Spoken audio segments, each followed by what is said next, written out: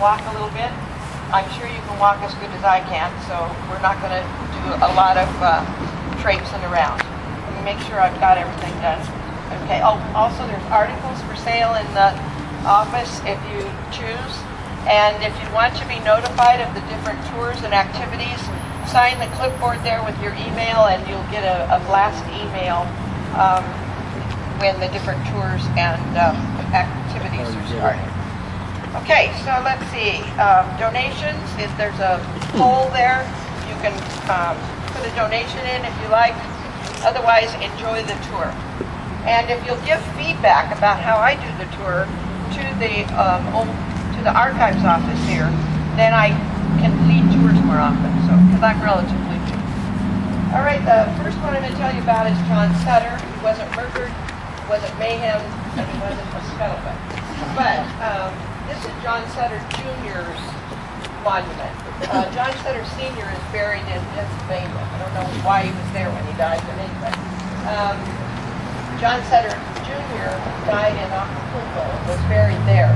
And years later, they were going to build something in Acapulco and they got a hold of Anna Sutter Young, the granddaughter, and asked if she would like to, have his, so they sent him up here and we put him in this place because John Sutter Jr. is the reason that the city has this cemetery.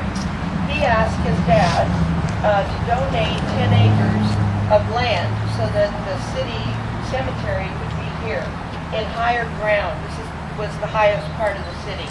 And in the past, it was a graveyard in New Helvetia, which is 31st and J8 around in there. And it kept flooding. Every time the city would flood, which was just about every year, then it would flood the graves. And John Sutter thought it would be better if they were here. So he got the 10 acres originally. Art Bigelow theoretically was murdered. He was the first elected mayor of Sacramento. He was only in office for 6 months, I believe it was. There was a squatters' riot right shortly after he was elected, and he was injured in the squatters' riot. He ended up dying from complications. He contracted cholera while he was recuperating in the hospital, and he died. So that's Art Bigelow. Now we're going to go this way. Places.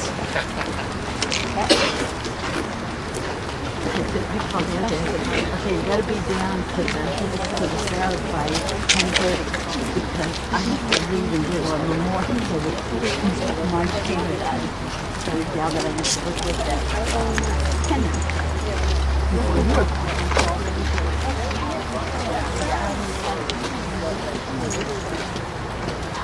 We'll be down there.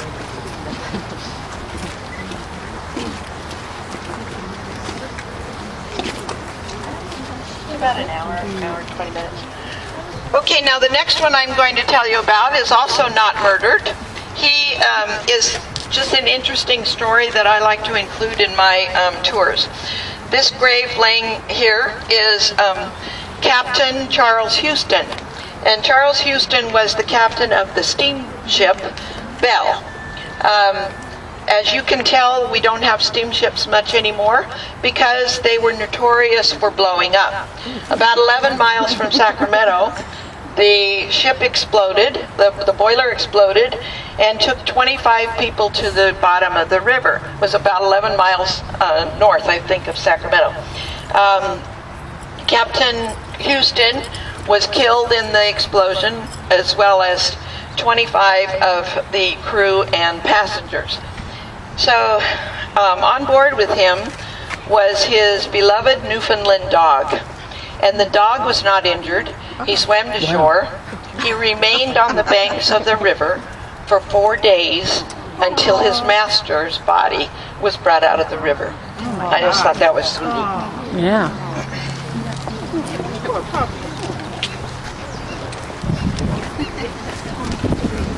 This is the story of the rose garden. These roses were cultivated in parts of the area. Historic rose garden. And some people working in it.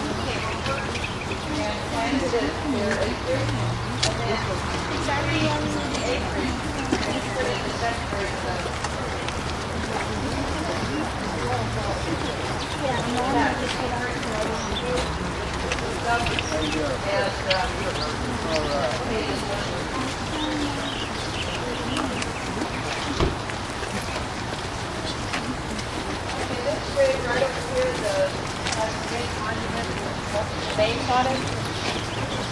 This is Kitty Flynn.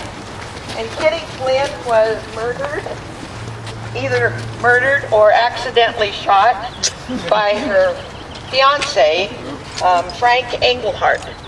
And Frank says that he didn't do it, and maybe he didn't.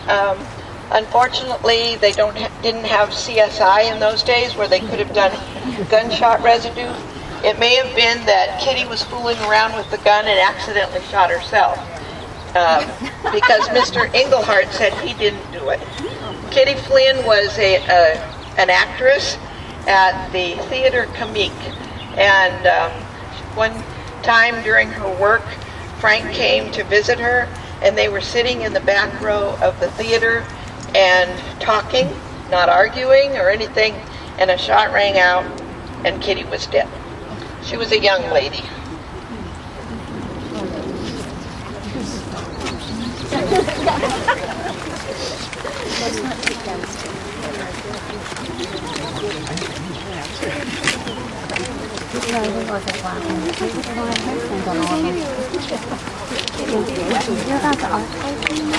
Yeah, that's where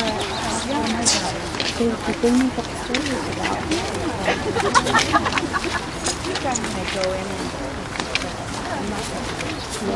There are many stories about many residents. I can't touch on all of the ones that I and the murders and Yeah.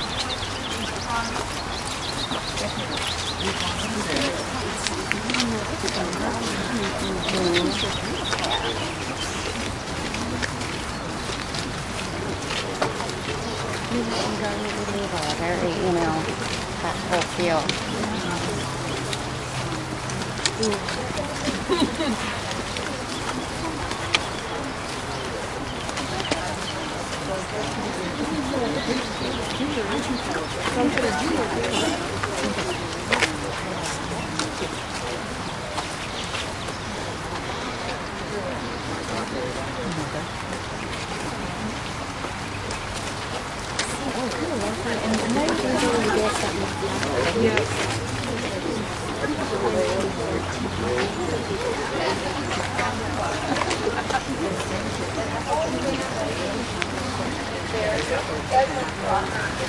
who was the brother of the Crocker of the Big Four.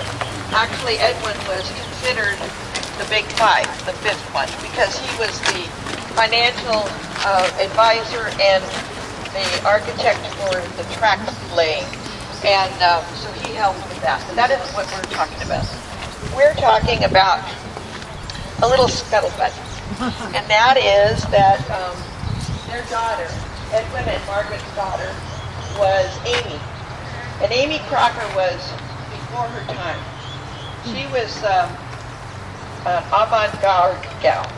She felt like because she was a privileged, came from a privileged family and wealthy, that she should be married to a prince. She should be a princess. So she married the first man who said he was a prince, but he wasn't. And so she divorced him. And then she married a guy who won her in a poker game. And then that one she divorced. And then she married the loser of the poker game. Now he's still a prince. And she married, I think he died. I think she was in love with him and he died. But then she married a real prince. And she was married to that man for a long time. What was interesting about her, she wore pants when women weren't supposed to wear pants. It was frowned. and she also had a 12-foot boa constrictor pet that she slept with. So that's kind of the scuttlebutt. So that's Amy Crocker. Wow.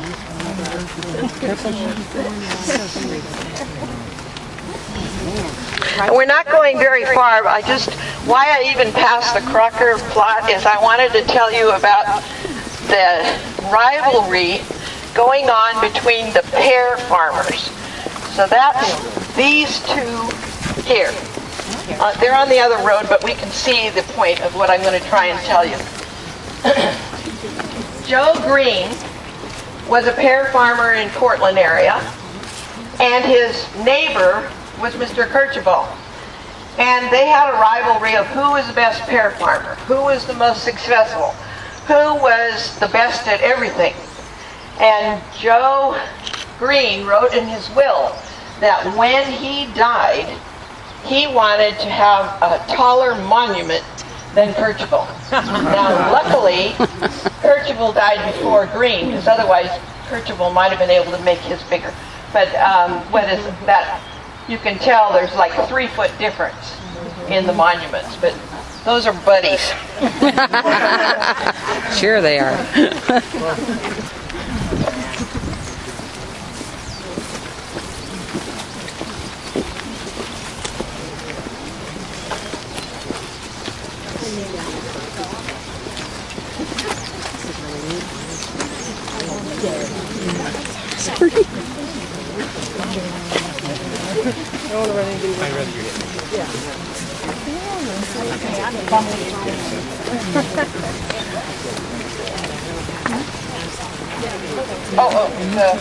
I don't know that. I'm checking on that. You can stay on the road. You should go to the lantern tours. They're awesome. Oh, at night. Oh, yes. The lantern tours. Make sure I've got the right ones here.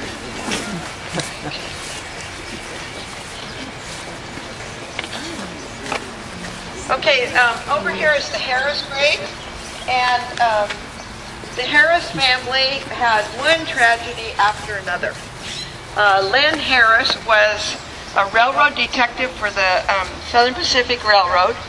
He was killed in a robbery down by Los Gatos in Boulder Creek.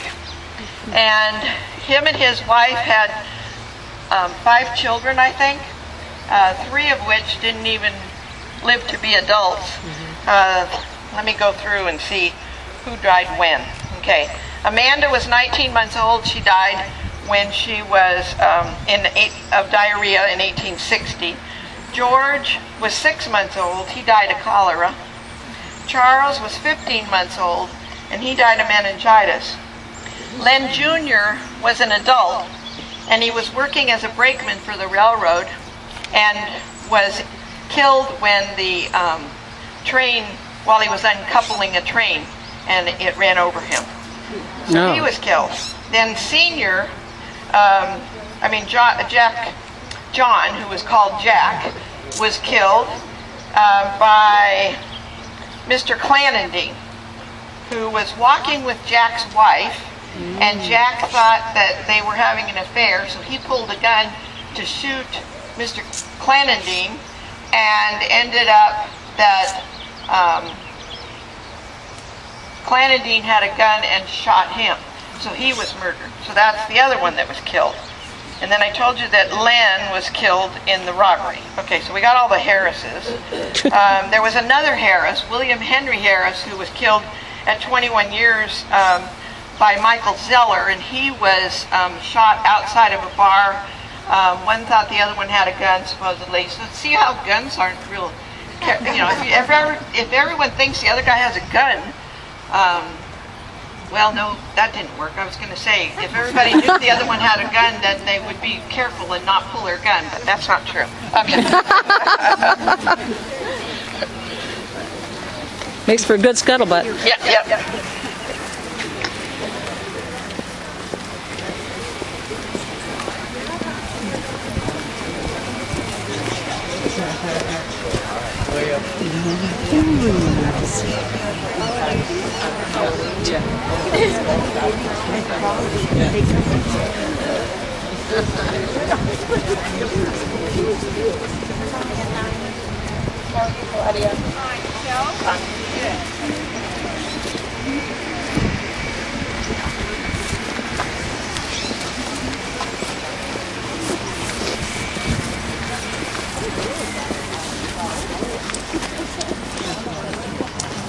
Isn't it great? And this is the time of year too. All of the flowers where's that one tree that's totally covered in that climbing rose?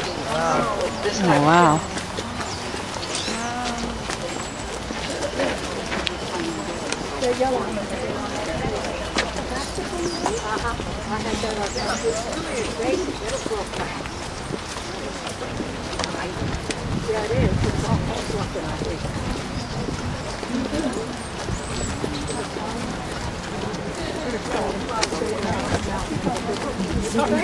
I'm like looking at the little I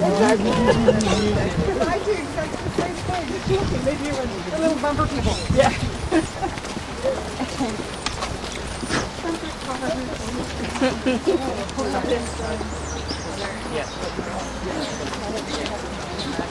I know, I just tell you. Have a lot of little tasty.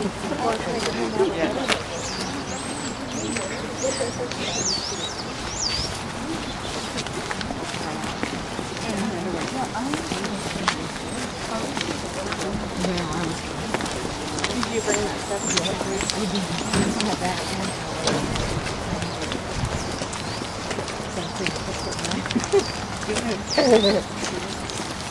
My cats are there when I go home. Cute.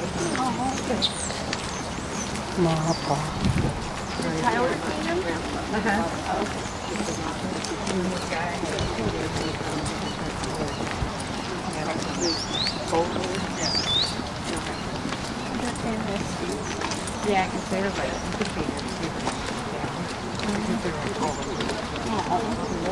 the two things. Well, see, I'll stand up here.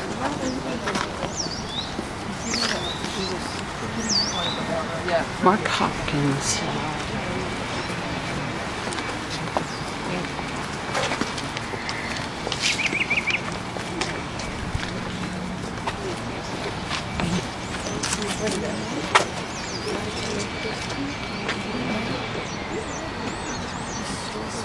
Now, why I brought you over here was for two reasons. Bruce Richardson was a 12-year-old boy. He's buried here. He's a relative of the McClatchy family. C.K. McClatchy's grandson, I believe. And Bruce was with his friend, Willie Jones, walking home from school one day. And Willie Jones was bragging that his dad had a pistol and a rifle, and Bruce was intrigued by guns. So what the puzzle is, and again, we needed the CSI to find out the gunshot residue, but what happened supposedly, according to Willie, is that Willie left Bruce, and somehow Bruce ended up in Willie's dad's apartment and accidentally killed himself. But we wondered how Bruce got into the apartment because it was locked. So the thing is, did Bruce accidentally kill himself, or did Willie and Bruce go to the apartment and fool around with the guns and Willie accidentally killed Bruce? We'll never know because CSI can't do the gunshot residue. This other big monument that I'm standing next to is touched upon by just about every tour. And this is Mark Hopkins. Mark Hopkins was one of the big four. He was a very wealthy man. He also was a very frugal man. He never would have spent the money for this piece of pink granite. But his wife was not frugal. She liked to spend the money. And he died when he was 68 years old. He was in his private railroad car down in Arizona, and he died. So they we're going to bury him here. Now, how do you suppose they brought this big pink granite piece to the cemetery? On a railroad car. They ran the railroad track through the cemetery up to here, and then offloaded it onto this plot. And it's a vault that has 7 or 8 places. I don't think there are that many people buried there, but Mark Hopkins is here.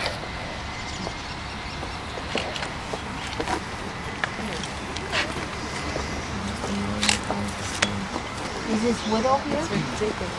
I don't think so, because she remarried and she was living in San Francisco in her brand new mansion that was being built when Mr. Hopkins died. Wow.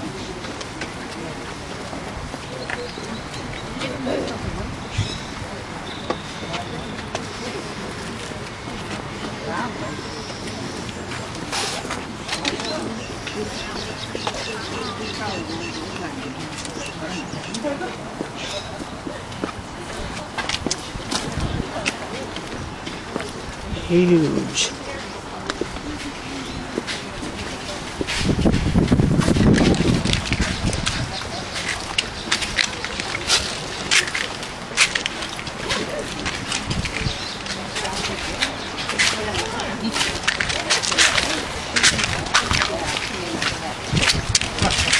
This area here is called Pioneer Grove, this whole section.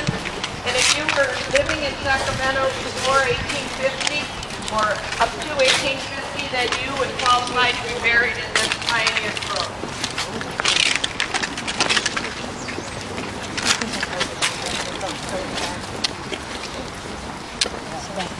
Steps.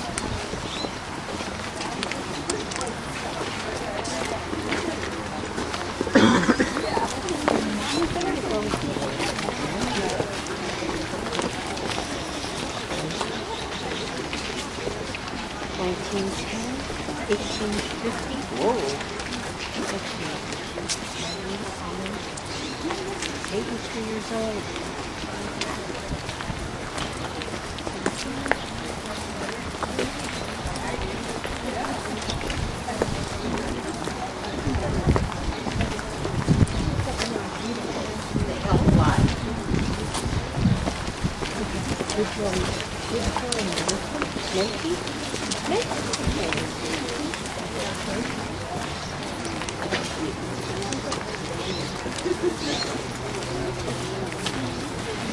Now you can stay down on the pavement. I'm going to go up here by the Stroud family plot.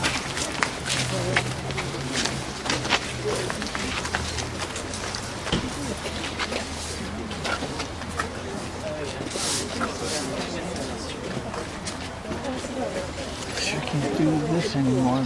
The cemetery's out.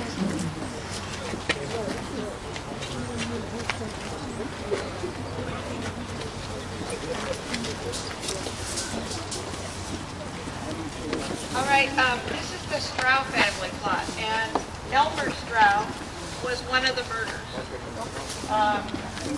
Elmer Stroud was a young man in his 20s. Him and his brother were being hassled by a neighbor named Frank. Yes, that's Frank Davis. Frank Brandon. Okay. Anyway, Frank Brandon was acting like a crazy loon. And Elmer and Fred, Elmer's brother, were concerned about his being insane. And they reported him to the authorities. And the authorities said, well, file a complaint with the undersheriff. So I'm not sure if Fred and Elmer filed a complaint, but maybe before they could, Frank Brandon shot Elmer in the grocery store and killed him. Now we happen to have some of the Stroud family descendants here. My niece is Susan Stroud, and her son Tim Stroud.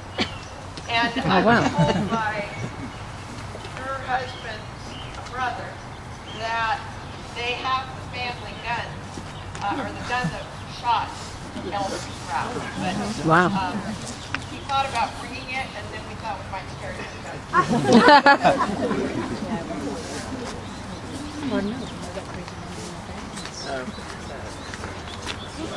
But the original Strauss came over from Germany and settled in Alberta and was a dairy farmer.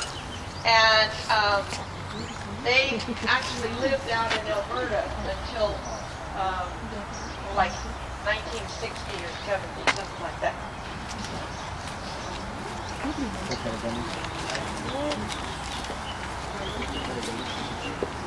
We're going to come up this path. Oh, wait a minute, not that pathway. It's got a tree in the middle. Let's see. Go up this next one. Whoop, that one's got a hose. Try that one.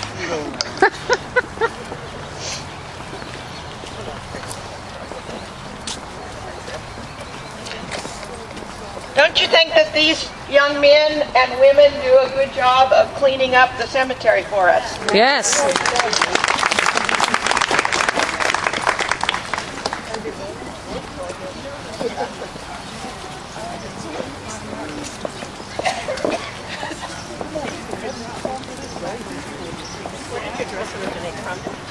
Well, I belong to a group down in Old Sac, the Old Sac Living History, and I had it made so I could participate in those events.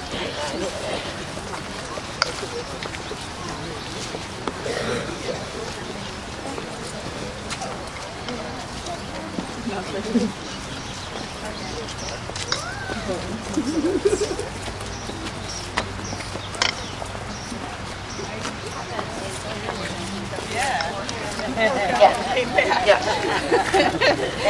You think the bodies they well, maybe right now, reminded me of our tour in Pompeii, the one that was covered the ashes. Old Sac, yeah. Yeah, it has all the they take their ghosts out there.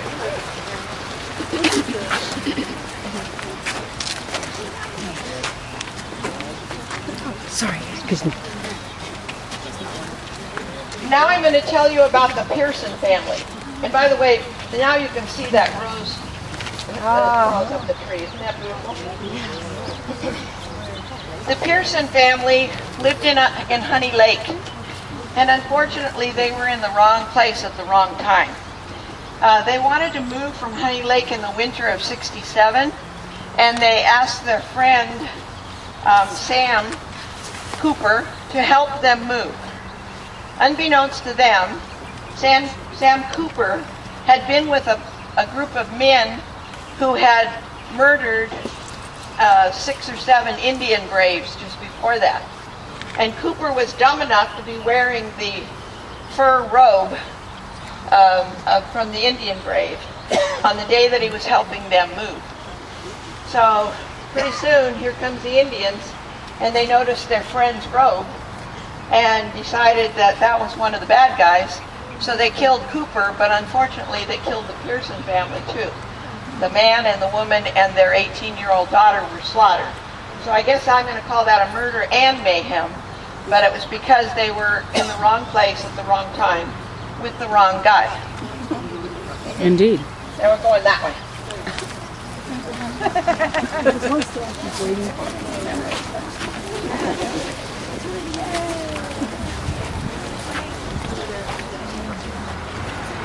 Beautiful roses. Roses, roses, roses.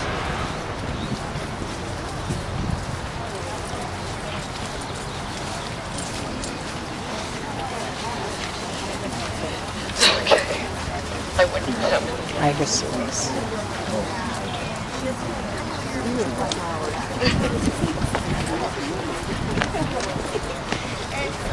To the right, where we just came up from, is the archives building that I was talking about, where they have a group of volunteer ladies and gentlemen who helped do the research for these graves. Originally, it was a mortuary chapel, and it was so that they could store the coffins until time to bury them. And I don't think it was ever used for that, but it's a nice building for the gals to work in every day. I don't like it because it doesn't have windows. That's why I work in the front one.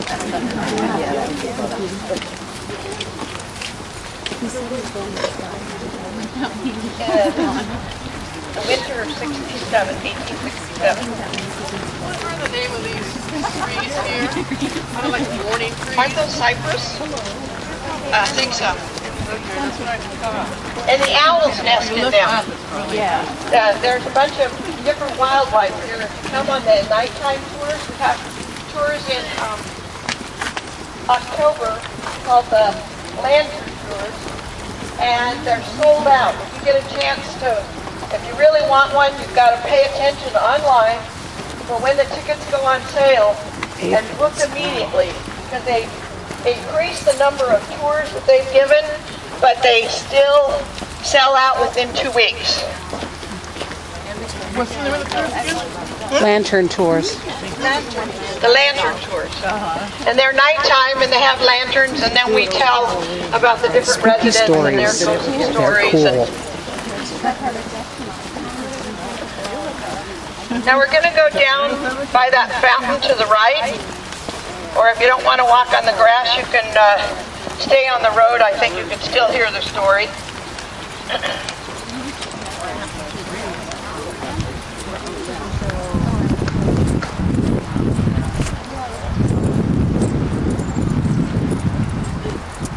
And look at the beautiful African daisies.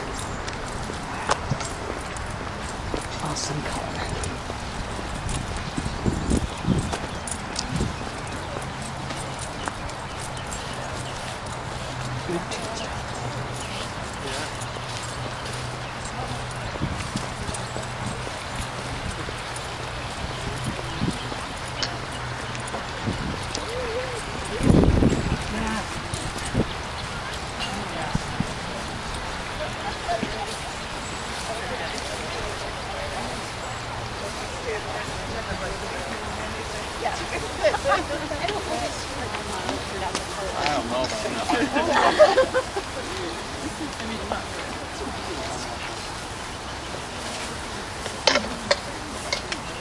All right, this is the Weber's plot.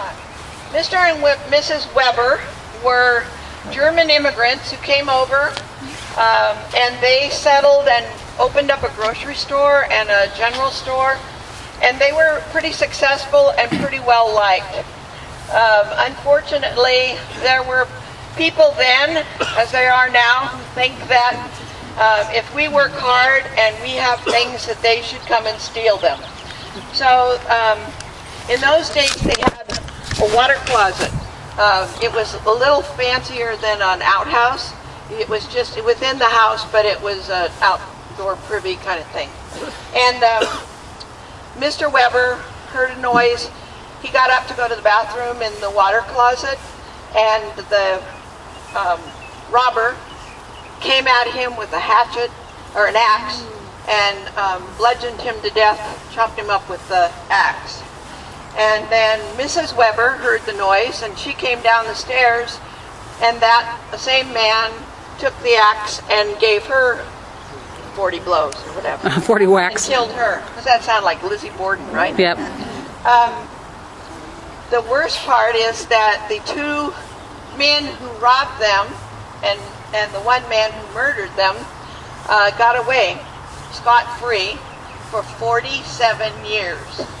And 47 years later, the one man was caught doing the same kind of robbery and told on his buddy and said that he had been with the other guy who had murdered the Webers 47 years earlier. Wow. So at least the bad guy was dead. He got killed in one of the similar robberies, and then the other one did have to go to prison. So the poor Webers met with an untimely and horrible death.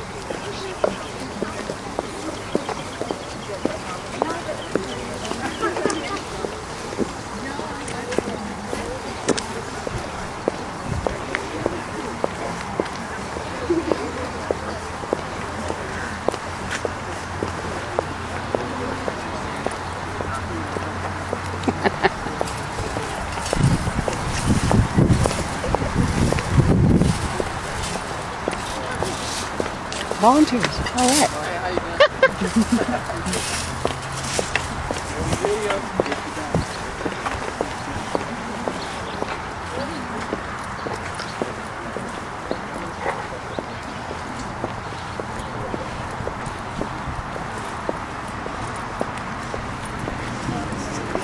Oh, we're right past a plaque called Jane Norris. I'm going to tell you about her because I think she's kind of an interesting lady.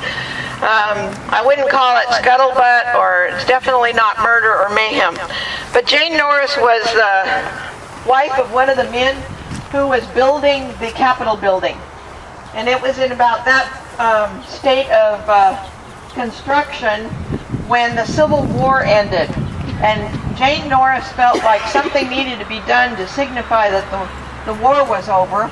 And unbeknownst to her husband, while they were, the construction crew was at lunch, she tucked her skirts between her legs, tucked everything up, took a flag, and climbed up those ladders to the top of the building and hung the flag. And she came back and told her kids, do not tell, because her husband was a strict husband who didn't think that women should ever be allowed to do anything like that, and she would have been chastised severely. The kids kept the secret until after the mother died, and then they told. And so Jane Norris was a lady who climbed the Capitol building and hung the American flag. Good for her.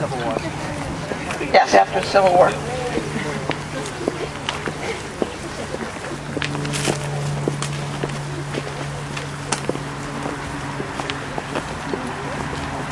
So this area here is the native garden, and it's all native plants, native to California, that are being propagated and kept going. The next guy I'm going to tell you about is Chris Christensen. And I'm not exactly sure where exactly his grave is because I haven't been able to get away from the office long enough to come over and scout him out. But he's in this area somewhere.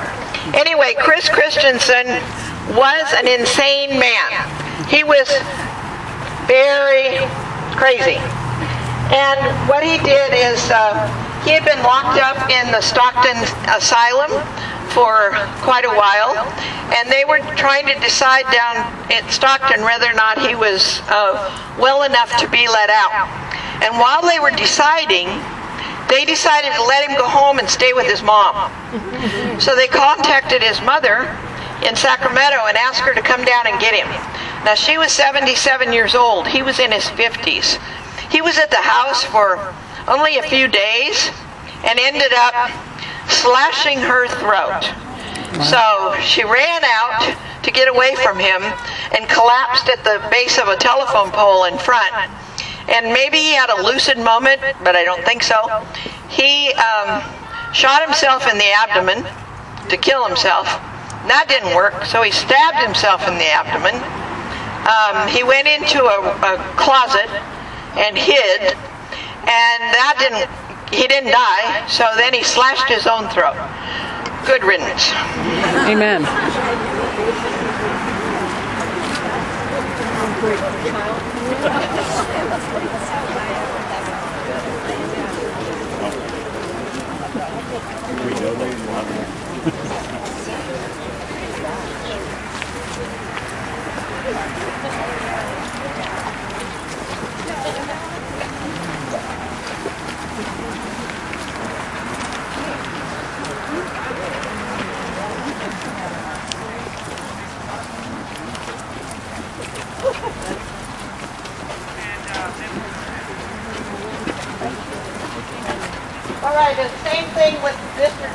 Gardner. I'm not sure exactly where his grave is. It's over here on the same trail. Doing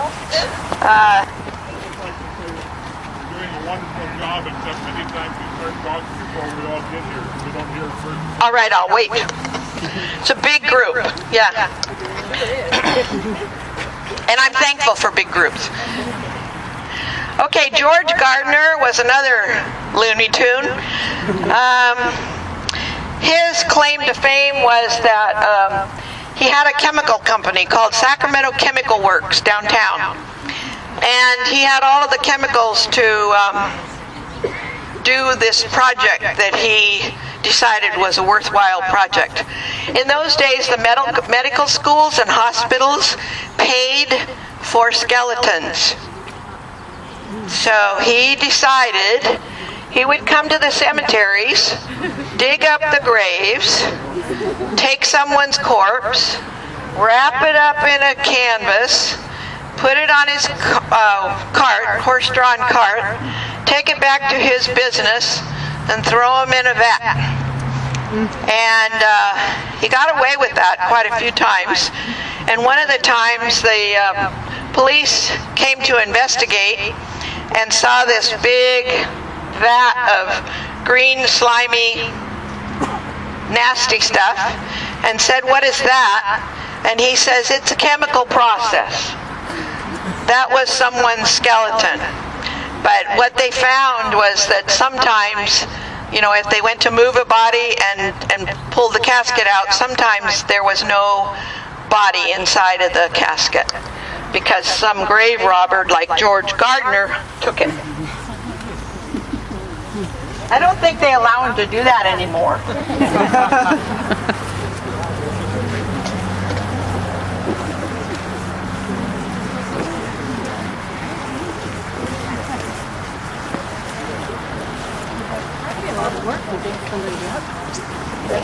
Depending on how much you got for this coach, it might be worth it. Okay, we're going to turn to the left by the GAR group and work our way over 2th Street.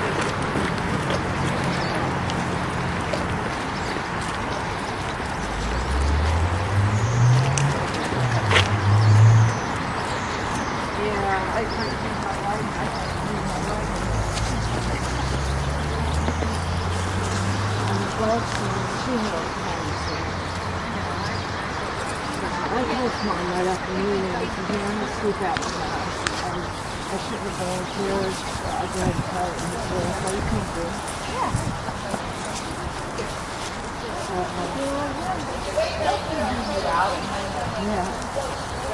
I get it.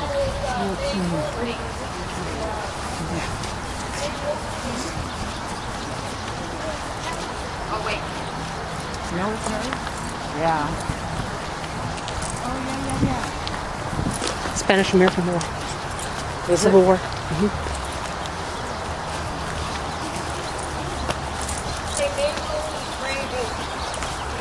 Right there. And Civil War. Anyway, May was 12 years old and she died in Scuttlebutt. It doesn't really fit in this murder, Mayhem, and Scuttlebutt tour, but it's an interesting story, and since I have you here, we'll talk about it. Anyway, May's family was devastated when she died, and they hired psychics to come and help them try to contact May. And they weren't able to do that, but years later, they had stored all of her things in a chest. And that chest is on display in the Sacramento Museum downtown. And it shows about all of May Woolsey's little things that she had that belonged to her. And years later, the mom and dad were so grief-stricken that they put that chest inside of a storage area under the stairs. You know how you have a second story and there's this little triangular thing? They stuck it in there and then they boarded it up. So all of her things were in there and not to be fought up against. And in the 70s, a man bought that house and was renovating it and found that, and carrying stuff out, he found that chest. And in that chest was a letter. And the letter was written in little girl's handwriting. And it was written as if May had written it to the mother after her death. Because it said, Mama, don't worry, I'm happy, everything's okay. And I mean, she didn't say that, but I don't know exactly where. But that letter's on display downtown too. So the thing is, did that psychic write the letter and stick it in that chest? Or is there really a way that the dead girl could contact her phone? No. It's in the Sacramento History Museum. We're working our way over that way to that kind of brick building thing there.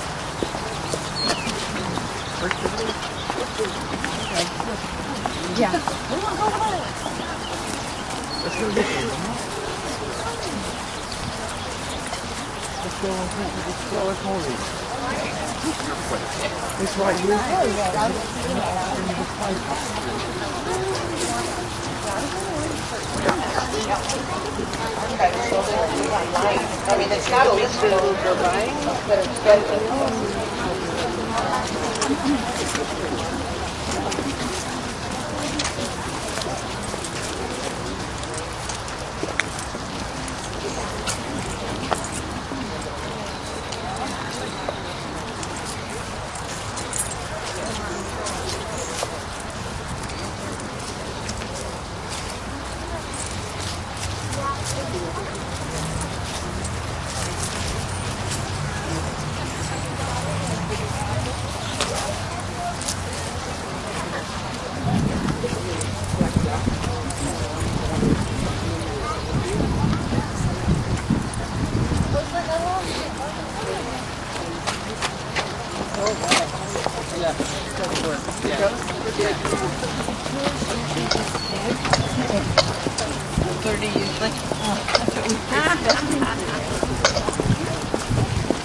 The Black History one a few weeks ago was pretty big. Okay, stop right here. And I'll walk over by the grave. You can stay in this area right here.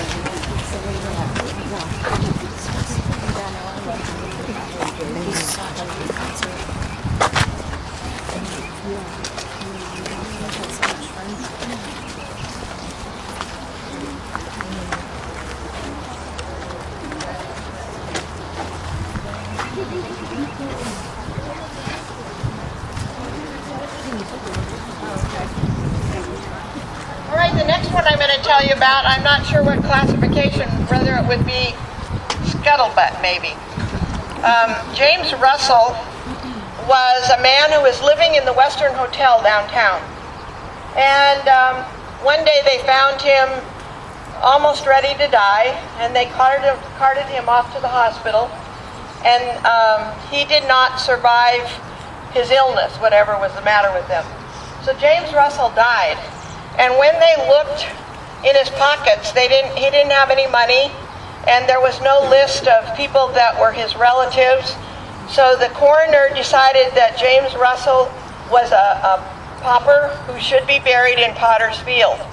And there was an area in the back of the cemetery here for indigent people who didn't have money, and they were buried in coffins in the back. Well, years later, the Western Hotel was being renovated, and down in the basement was a whole bunch of storage stuff. And when they went through these boxes of storage, they found all of James Russell's belongings. And in that box was $4,000. So that had to go through the courts. And the judge decided that James Russell should not be buried in a pauper's grave. So he used the $4,000 to rebury James Russell. Okay, so he had the grave diggers dig this hole for his casket. Then they went to the back, to the pauper's area, and dug up James Russell's coffin. And George Gardner had not gotten to that one, so there was a body inside. They started carrying it over here, and when they did so, the lid fell off. And inside the lid was the body with one hand like that, one hand like this, his mouth agape as if screaming for help, and scratches all on the lid of the coffin. So was James Russell buried alive? the coroner said, "Oh no, that would never happen. We make sure they're dead, and sometimes with rigor and whatnot, your hands would clench like that." Well, I can't see that they'd clench and scratch the coffin. And have you ever heard that term, the bell ringer? Yes. Okay. In those days, and rightly so, if they died, they put them in the house in the front room, and a relative stayed by that coffin that was open and waited with the corpse they took turns, waited with the corpse to make sure that they were really dead. And after 2 or 3 days of that, then they put the lid on and they buried them. But they buried them with a string tied to the corpse's hand, and the string came up out of the coffin and up to the top, and a bell was here. And then a relative stayed at the gravesite for a few more days in case the corpse rang the bell. So that's the bell ringer that you hear about. Now we're only going a little bit more. You almost don't even have to move.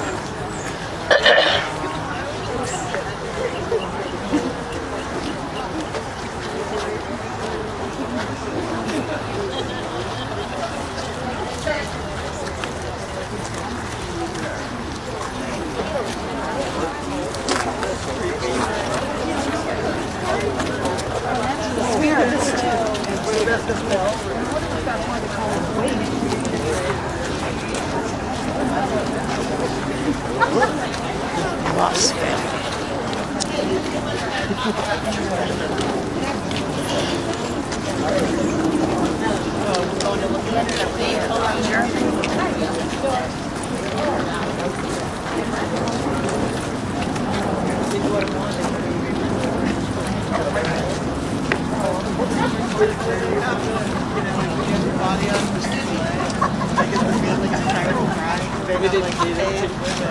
Well, this cemetery opened in 1849, and they did move a few from the New Helvetia cemetery over here, but I don't know which ones. They know that in our family. Okay, this is one of my favorite stories. This is about Maria Rupp. Maria Rupp was a young lady, an entrepreneurial lady, who owned a saloon. And it was not a brothel, she was not a prostitute. She was just an upstanding young lady who was going to make a success of herself. She was an entertainer. She sang and she played the piano. And she was very beautiful. Everybody loved her. She was the sweetest thing this side of the Mississippi. Now Maria Rupp came from Belgium. And so her stone is written in Flemish, if you tried to read it. But at any rate, what happened was she was engaged to a doctor in San Francisco called Francois Nozet, if you pronounce it right, I guess. And they were going to be married. Well, one of her customers in the bar was another crazy man, named Peter Metz.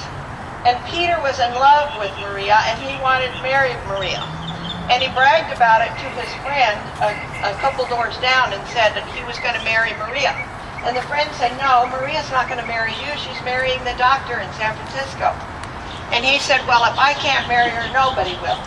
Now that should have been the thing for the neighbor to kind of keep an eye on this guy, because right after that he left this man's house, went 2 doors down to the saloon, and Maria was playing the piano.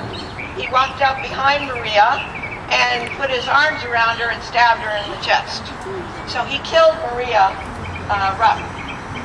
Peter Metz was caught and put in a sanitarium and then let loose and caught again and put in San Quentin and served some time, and some silly judge decided that he should be freed, and he went off and we didn't hear from him again. So I don't know how many other people he killed.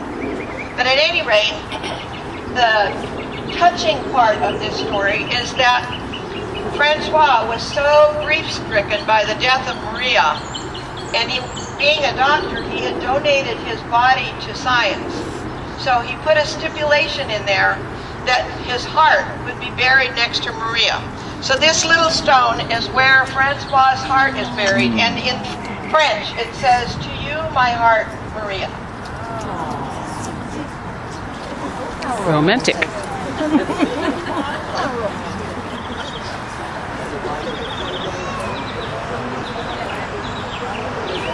Fireman's plot.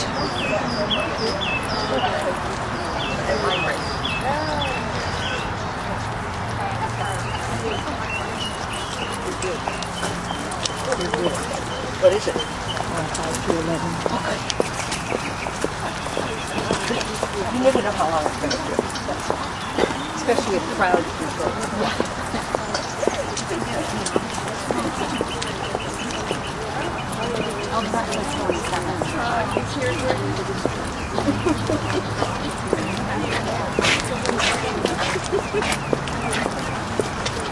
You must be Wednesday Addams. How'd you know? My husband contacted you on Facebook before about the tours and whatever. I want to adopt a Troy's boy. wife? Yes, Okay, I am. hi. Seeing you in the tours, the Lansing tours. Oh,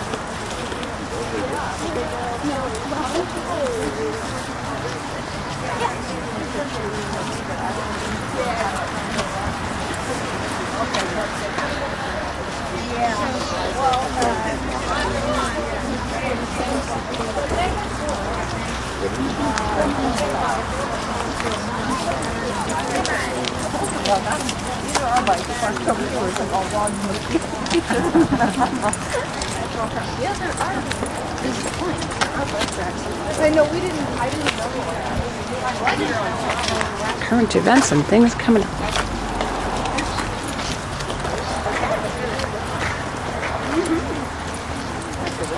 Wondering where they're taking us now.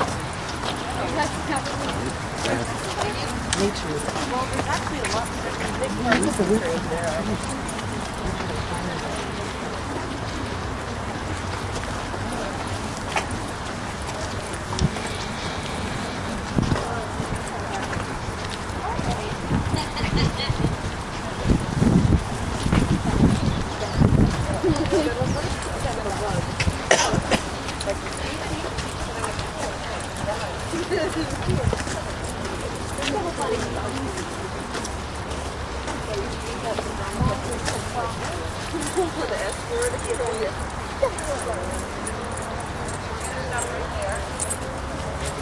I'm going to go over on this grave and stand here.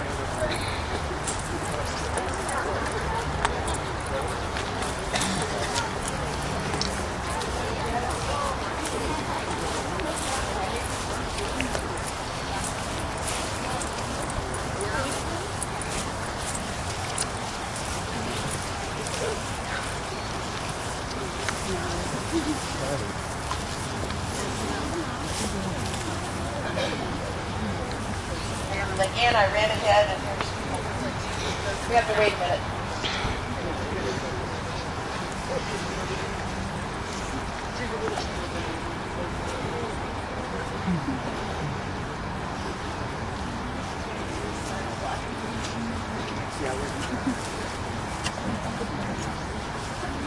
All right, the last two that we're going to talk about is the man here, Nathan Dingley.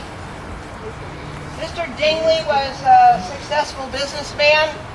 I'm not sure if he also wasn't an insurance fraud person. So it might have been a little bit of scuttlebutt. One of the things, I mean, he had one business and it caught fire and he collected $10,000 and then he moved up to Sacramento and built another business and that one burned up and he collected more money. And but the scuttlebutt for him that I know of was in the paper was that Nathan had 4 daughters, one of which was Rosie. Now whether or not Rosie was disabled in some way before this happened, and he was just impatient with her. I don't know. But he was angry with her and threw her down a flight of stairs. Oh my and gosh. threw a pot of slop on her. And so he got arrested for that. And she never married and, was with the family the rest of her life. So I assume that she had some mental problems, maybe a brain injury from being thrown down, or possibly she had a birth defect or something when she was born. I don't know what the particulars are, but it doesn't sound like Nathan Dingley was a very nice man, and it makes you wonder if he maybe also was an abuser of some sort. We know he abused the one daughter. Now this is my favorite plot that I'm standing on, because it's mine. Not mine, but I started doing genealogy when I retired. And in doing genealogy, I discovered that not only was my grandmother here, the one that I talked about having to come and empty the stinky water, but all of these graves, half of them weren't marked, but all of these graves are my ancestors. My great-great-grandmother, great-great-grandfather, great-grandmother, great-aunts, great-uncles, the whole Marianne. And what happened was, Mark and Frank, the two little boys, contracted diphtheria in '63, and they ended up dying within a week of each other.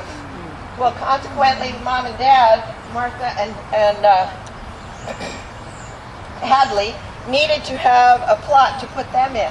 So they decided they would get this big 20 by 20 foot plot, and that way there'd be room for them too. So the entire family is there. In doing genealogy, I discovered that Martha and Hadley came overland in 1852. So not only am I a Sacramento native, but we have been here since 1852, and I'm pretty proud of that. Now remember, I said I didn't like doing the stinky water, and I told my sister, I'm not coming and putting fresh flowers on your grave when you die. When we discovered these were all of our ancestors, at the same time we discovered that there was an empty grave next to my next to my grandmother. And 2 weeks after we discovered that, my sister died of complications from chemo and radiation.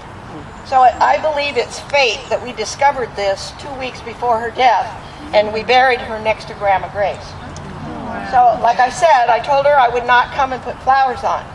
So the other way is to adopt the plot and fix it up.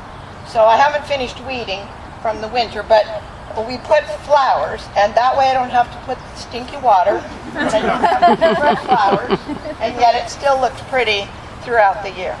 So that's my family. Now, Marcia wanted to tell you about the different things that are coming up.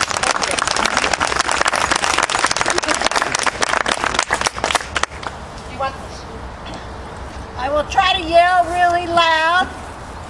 We have a fundraiser, summer fundraiser coming up Saturday, July 20th. There'll be 3 tours. The first one starts at 7 o'clock. It's kind of like our lantern tours, if you're familiar with that. People dress in costume. It's an adults